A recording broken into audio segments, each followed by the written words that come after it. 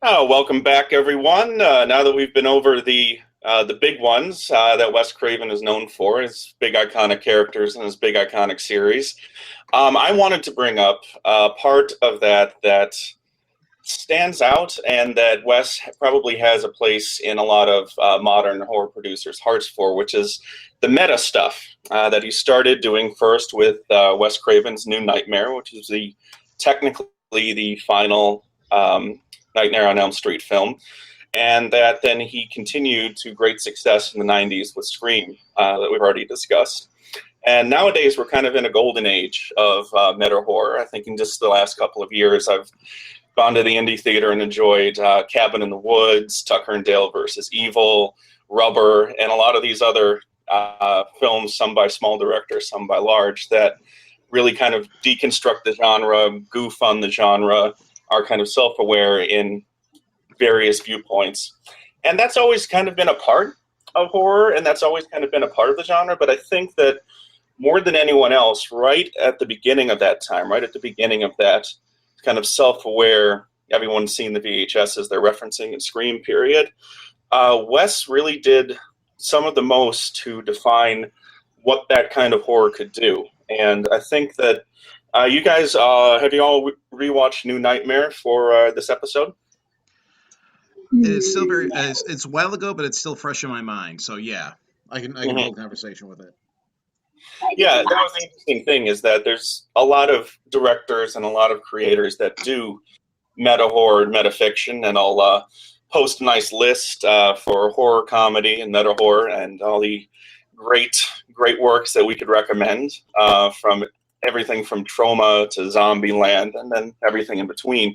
But for me, the thing that stood out, especially about the first two Scream films, and especially about New Nightmare, which has become my favorite Wes Craven production at this point, is that his take on goofy meta horror fiction is a very morally grounded one. That, unlike someone like a Sam Raimi who's just having a hell of a good time, or unlike something like Dead Alive, which is just going, for pure gore slapstick.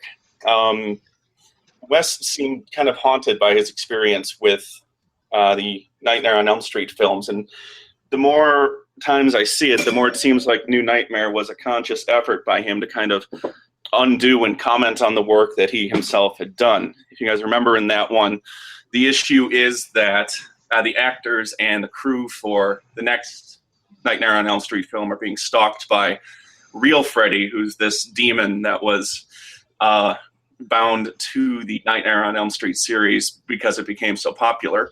And he's now split off from Robert Englund and Robert Englund's Freddy because Robert Englund's Freddy has become too popular, too well-liked, and too watered down. Kind of that movement that we talked about in the last segment between the kind of gritty, frightening, genuine villain Freddy of the first three films and into the kind of goofy reference-making, big kill scene, catchphrase spewing kind of character that everyone really enjoyed and kids dressed up for at Halloween in the last three movies from that series. And New Nightmare really seems to kind of want to reverse that motion, kind of want to question whether or not making, a character that started out as a serial child murderer living in a boiler room into something that children would want to dress up for as Halloween and people would want to root on for at the movies. And then, as I think we discussed with the move from the Nightmare on Elm Street films to the Scream series, he kind of took that work even further and kind of unmaking his icons by making the killer in those films totally generic, totally replaceable, and always revealed as just some jerk from school. He kind of wanted to demythologize the great killer. And I think that's the most Wes Craven-y movie from all the other meta self-referential horror movies in the last few years has been Goddard and Whedon with Cabin in the Woods, which I know there's some division on in this group, but it's one of my favorite experiences of watching a movie of all time. And I will watch it right now if you let me. Where it kind of goes deep in questioning why, as in, if you compare it with the Scream film, where, the character makes the iconic speech, don't have sex, don't drink or do drugs, don't say I'll be right back. The kind of answer to that is, why are we putting these pressures on our characters? Why are we implicitly saying that if you do this, if you are, a slut or a jock or a druggie, that you deserve to die? And that we're making horror movies that basically have you rooting for the monster and rooting against the people who implicitly you see as deserving of death. And that always kind of struck me as something very cool at the heart of both the Scream and New Nightmare series. And I'm kind of wondering what you guys think of that and where you would place Wes with, your Seeds of Chucky and your Trauma movies and all the other great, and Young Frankenstein and other attempts at horror commentaries and horror comedy out there. It's funny you mentioned Young Frankenstein because Mel Brooks did that because he loved the Universal films. He had a fondness for those. And so I guess the way I would look at it is, you look at Cabin in the Woods, it was the same motive for Joss Whedon and Drew Goddard. They love these movies, and so this is like their way of saying thank you to them. Giant homage. It's created this whole different universe for them. And as a kid, I actually thought Young Frankenstein was a serious, like, Universal movie. The jokes went way over my head. I didn't know it was supposed to be a comedy. So as I got older, it became clear that, okay, this is a movie that is supposed to be laughed at. Yeah. Oh, precious. And yeah, that's about as far from hip archness as you can possibly get, unless you go all the way back to, was Abbott and Costello Meet Frankenstein? Would you call that the first horror comedy, Mac? Does anyone know of one that's earlier? They did like Hold That Ghost, which was like 2 years before Meets Frankenstein, but I would say Meets Frankenstein is like that real like first horror comedy. Although technically you had like the James Whale films, The Invisible Man had a lot of humor in it, but people don't think of it as a comedy. So as far as full-fledged horror comedy, then yeah, I would go with Abbott and Costello Meet Frankenstein. Yeah. And yeah, I think that's more in the wheelhouse of guys like Peter Jackson, who made Dead Alive. Have you all seen Dead Alive? Mm-hmm. Where you're just using kind of the power of the genre and the power of your non-existent effects budget to have the most slapstick fun you can possibly have. Which there's a lot of it in Cabin in the Woods too. It really is a lovely combination of things. I don't think I've ever laughed harder at a movie in like the last 5 or 6 years. Oh my God, I was in stitches. Yeah, when we got to the part in Cabin in the Woods where the unicorn comes out. Yes. That was my favorite part of the movie. Yeah, my favorite part of the movie is the last third when all hell breaks loose. That is that's when I absolutely love the movie, but it is a long haul trying to get to that point. Oh, I agree. Yeah, and it's right in the middle of the monster mash. They throw the unicorn in, and it's just these are people having the time of their lives. And I loved it because. Oh, go ahead. Oh, no, I was going to say, you got to admit that the kid who's high on pot is the only one who can see what is really going on. Correct. I mean, that was probably my favorite thing. It was like, he knew. Of course, he couldn't quite put it together, but he knew. But, the unicorn, everything else was so, like, really dark and scary. And then you have the unicorn, which could be, unicorn is kind of from a different sweet. You think it's, magical, wonder, but all those things are magical. Mm-hmm. You really want to get down to it. And then the twist on the unicorn of the unicorn using his horn to, impale somebody. Well, the poor thing's been stuck in a box for how long? I wouldn't blame him. Oh, I'm not blaming him at all. No, I'm just saying it was a nice twist. It was like, unicorn. Oh. Yeah. So then, because at first you think, what is a unicorn doing amid all these other creatures that are more, historically evil. Right, historically evil. And then there's that twist of let's, put that little bit of evil in the unicorn by having him impale someone. Yeah. Yeah. And that's fun. And that's kind of the interesting balance that you see in all of these with the Sam Raimi stuff too. I don't know about you guys. I love Drag Me to Hell because it kind of had a similar mix, now not quite the same tone of like serious concern and horror and just big goofy celebratory fun. Mm-hmm. And I think that must always be the hard part of trying to do a horror comedy or meta horror, is that by definition, if you're someone like Wes Craven or you're someone like a Joss Whedon, you're making something that you love in a genre that you've embraced and celebrated your whole life. While at the same time, if you're one of those guys trying to make some kind of serious or semi-serious point about kind of the problems in the genre, where you've got this idea in both Scream and Cabin in the Woods that, young, pretty people deserve to die for goofing off. And isn't that a very weird thing to embrace? And was Death Movies embraced in their last couple of incarnations, where the fun was always seeing, the ironic way that England would kill off the dopey teenagers. It's kind of interesting. Did you guys, we talked about feeling weird during exploitation movies. You guys ever felt weird during slasher movies for that reason? That, you watch something like I Know What You Did Last Summer and you're rooting for everyone to die? It's kind of weird. It's kind of weird. Yeah, that's the case, and particularly with the recent video game release, Until Dawn. From what people have told me, that it's a stupid slasher movie, and there isn't a way for you to actually kill off all the characters, and that's what I'm afraid I'm going to do if I ever play that game, is just purposely kill off all the characters.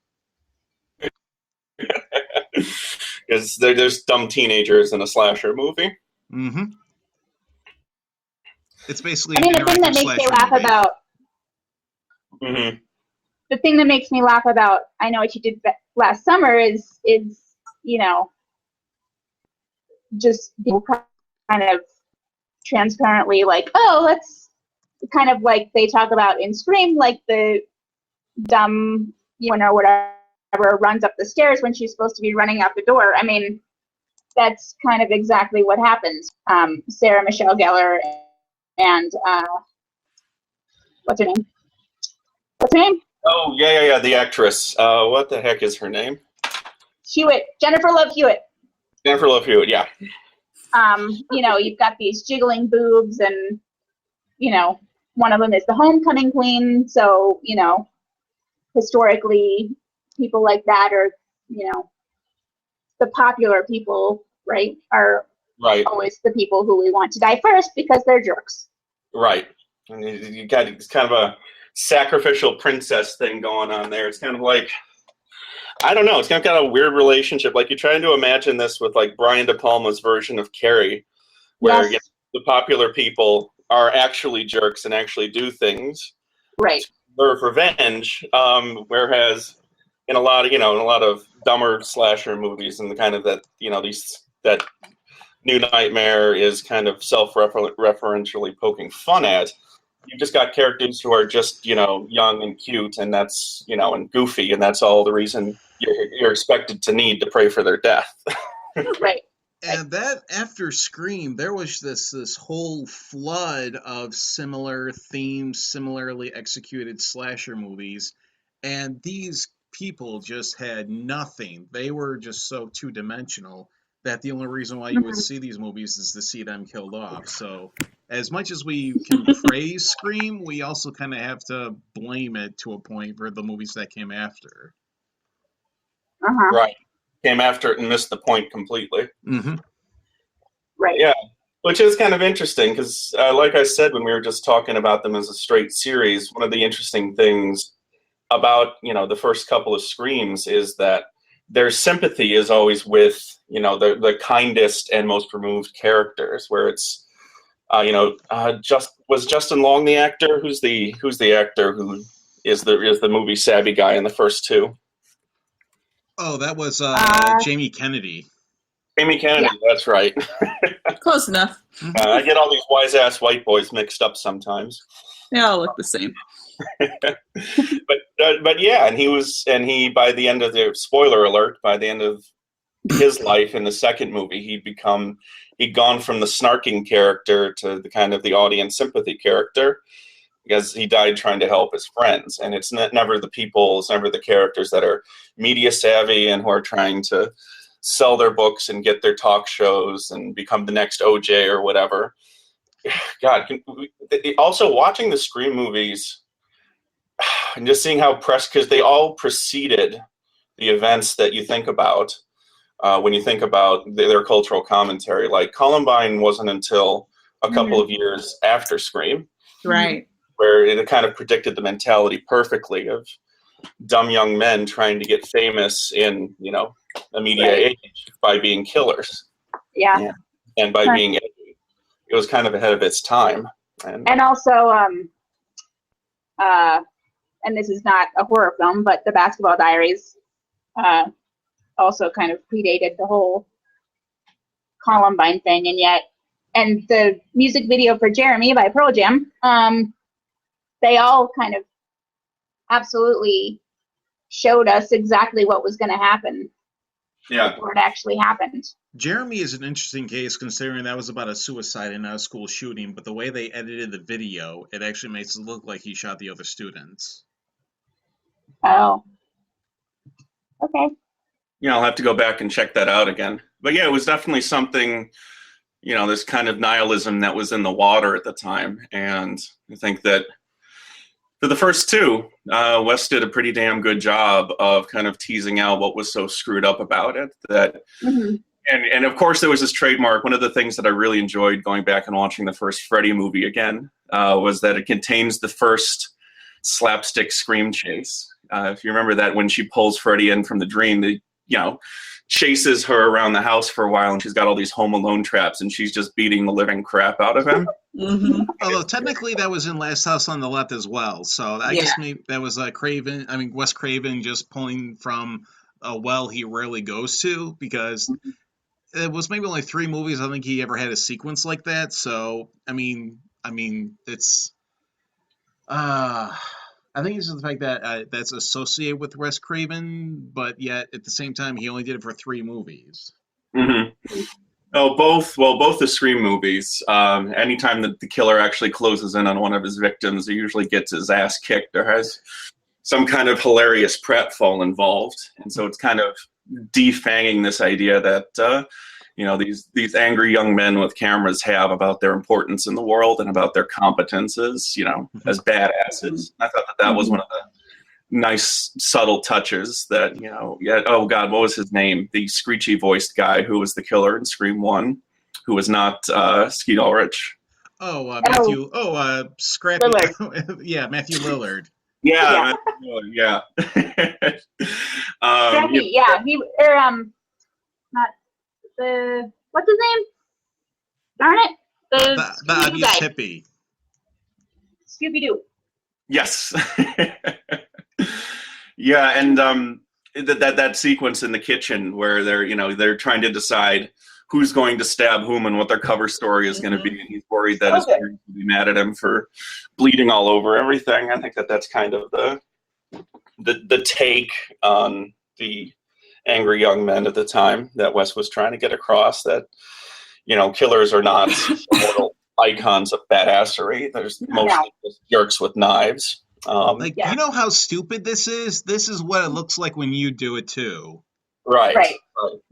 And then when Matthew Lillard's character says, my mom and dad are going to kill me, like, come on.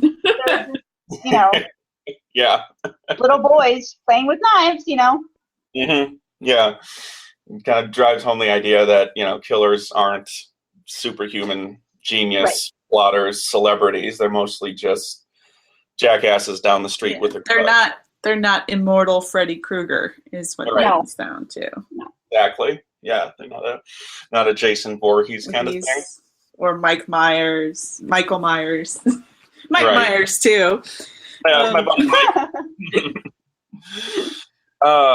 So yeah, and I'll put up on the website just lists of things like this, but I also urge anyone who hasn't seen it to kind of go back and enjoy the more slapsticky stuff. Like I am a particular fan for some damn reason of Texas Chainsaw Massacre 2. Mac, you remember that one? Oh God, just seeing Dennis Hopper with dual wielding chainsaws, that alone Yeah. is worth it. Yes. Or his solution to the chainsaw killer is to have more chainsaws. Duh. That's also kind of the logic of Tucker and Dale versus Evil, which is also very, very nice. Where it kind of turns the whole mythology of college kids in a cabin and rednecks on its head, while by making both college kids and rednecks into some kind of ethnic groups that must always be out college kidding and rednecking each other, or kind of take tropes and just makes them far more literal than they were ever intended to be. That can also be pretty damn hilarious. But I gotta say, nothing really quite reaches the level of meta that Rubber does. Because that just goes like that. Just to borrow a phrase from Spinal Tap, it turns it up to 11.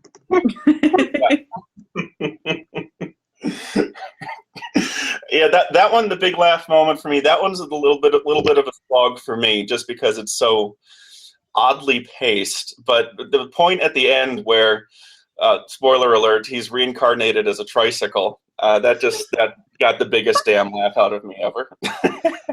And as a heads up, the director, I can't pronounce his last name, Michael Dupuo, he released his follow-up film this year called Reality, and it is just as gonzo. It is just as crazy as Rubber is.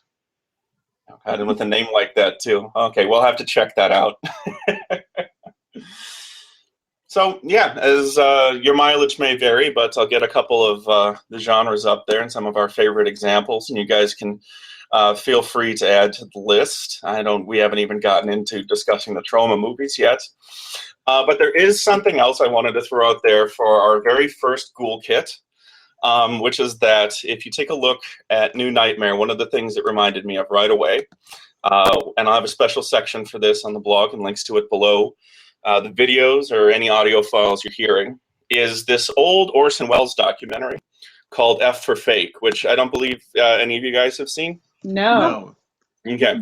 It's a very cool old documentary from, Orson Welles was kind of at the end of his career at that point and is kind of turning himself into a little bit of a James Randi debunker figure.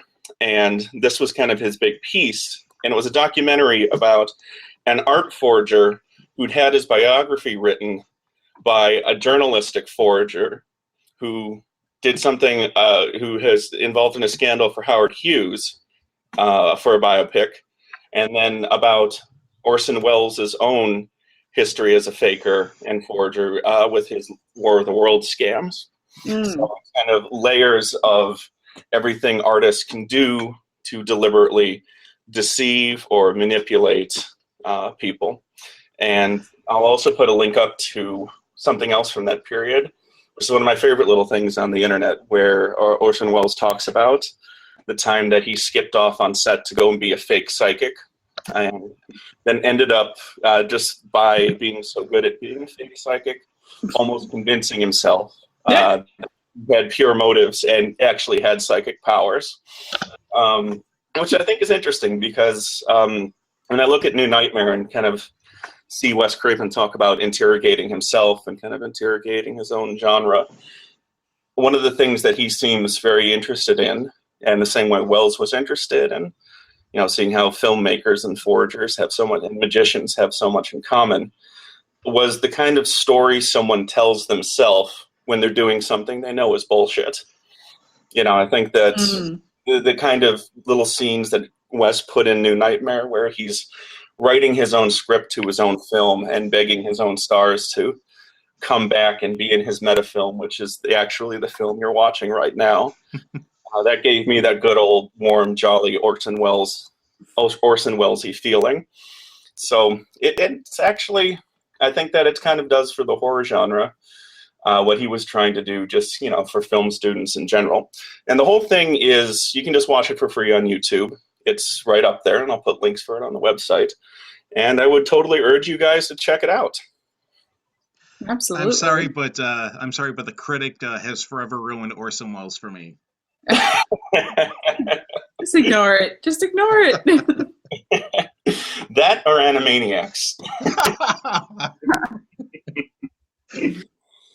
you cannot hear the Orson Welles voice now without hearing it come out of that mouse. Thank you, Maurice LaMarche. Yeah. So yeah, that was kind of my riff. Was that New Nightmare is kind of the F for fake of horror movies, and it's kind of very interesting to me, at least on that level, and kind of interesting to see where all these different creators took the idea of self-aware horror fans creating self-aware horror. So, and Wes was the guy. Wes was the guy that kind of gave us our modern age of that. So that's pretty damn cool. You guys have any closing thoughts on meta-ness and or goofballery? No, I'm set. No. I'm I good. think we've done a lot of meta. Yeah, Mac, just edit the segment down and close it out with a clip of Dennis Hopper screaming, "I'm the Lord of the Harvest." I'll make a note of that. Best line read ever. Okay, that's what I had today. So one thing I forgot to say when we were talking about Last House on the Left, and just in the context of,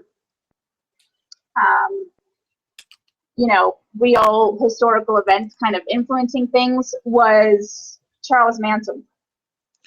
Oh yeah, definitely. Yeah, and yeah, that really plays into, I guess, one thing we didn't touch on was Craven's use of contrast, not only for Last House on the Left, but also Hills Have Eyes, People Under the Stairs. The fact that you have these two polar opposites, and then they clash, and then we see what happened. We see the aftermath and what happens with the collision of it. Yeah.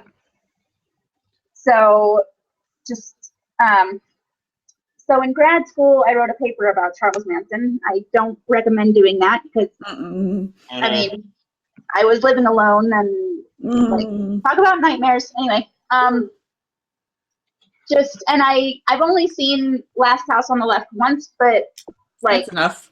That's enough. And so one of the things that I learned was that most of, Charles Manson's followers were women. Yep. And so I just wonder, to what extent things like that kind of influenced Last House on the Left. I just keep seeing those, frames of these women or stabbing the girl in the woods, right? So,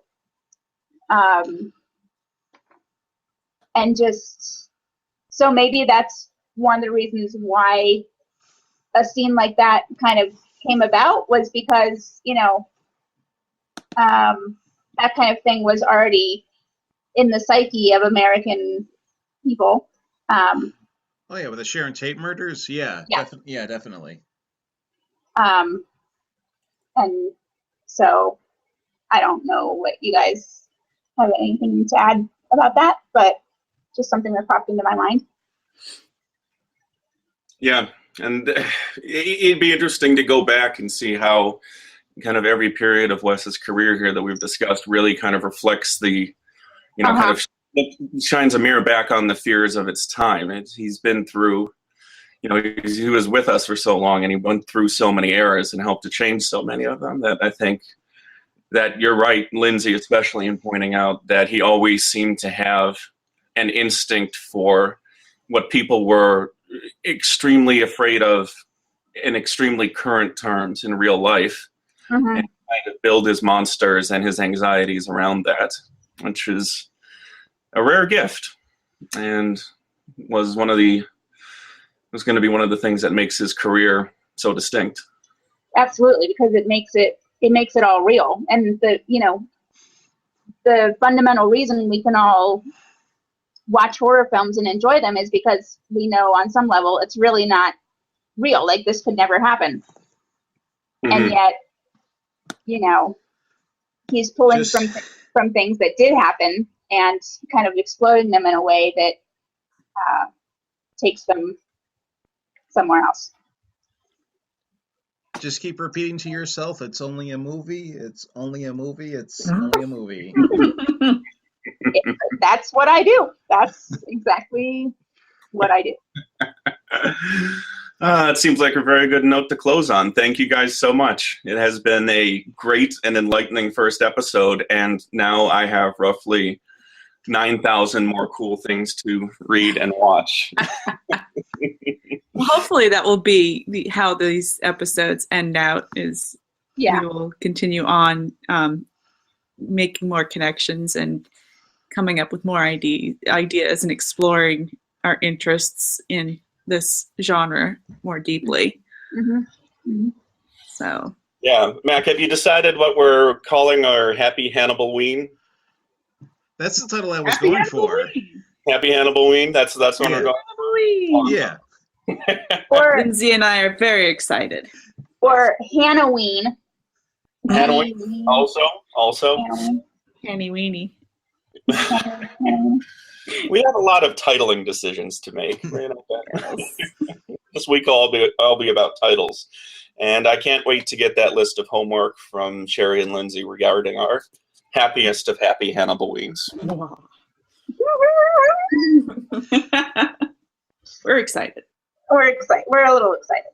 Yeah. I might just rewatch the whole entire thing in preparation. Mhm. Concerning if I rewatched it recently, I'm probably not going to rewatch all 3 seasons again. What? I've just rewatched them. I'm just going to go back and start with Manhunter again and try not to yell half the lines from Super Troopers at the screen while I'm doing it.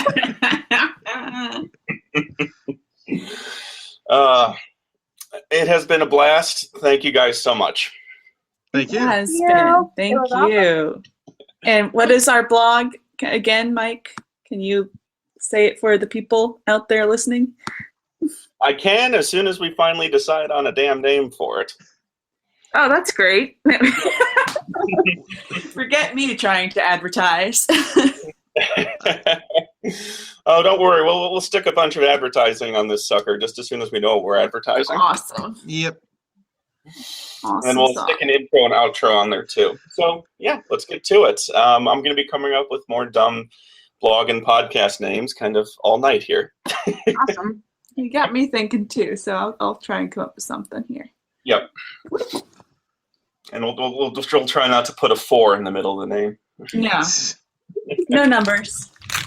Okay, Mac, thanks again for being Yes. the recipient of all of this crazy audio.